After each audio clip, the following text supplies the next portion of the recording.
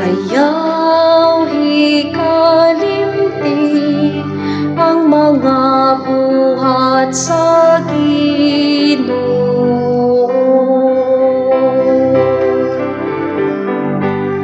Ayaw hikalimti ang mga buhat sa Ginoo.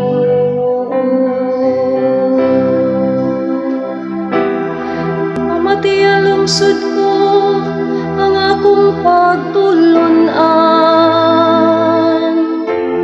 ipabong ang imong mga dunggan sa mga pulong sa akong baba. Ablihan ko ang akong baba diha sa sambingay, ibungat ko ang mga misteryo sa karaan.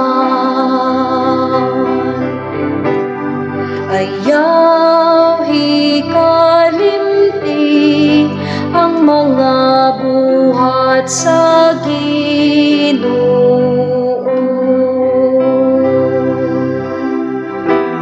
Bisan gipatay niya sila, nangita sila kaniya. Nang utana pag-usap bahin sa Dios, nahinumdum sila nga ang Dios mao ang ilang bato, ug ang labing halangdong Dios mao ang ilang manunubos. Ayaw hikalimti ang mga buhat sa Ginoo.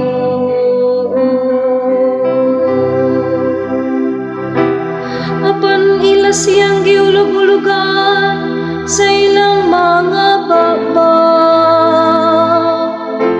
ug gibakakan sa ilang mga dila.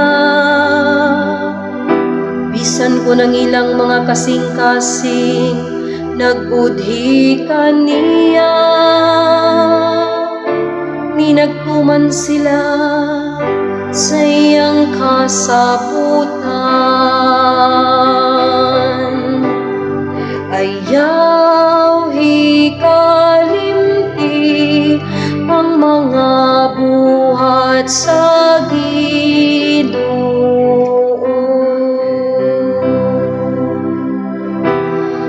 Bisan pa niya na sa iyang pagkamaluluyon, iyang gipasaylo ang ilang sala, ug wala sila laglaga. Sa makadaghan, iyang gibakoy ang iyang kasuko, ug wala niya halinga ang iyang kapungo. Ayaw hikalimti ang mga buhat sa Ginoo.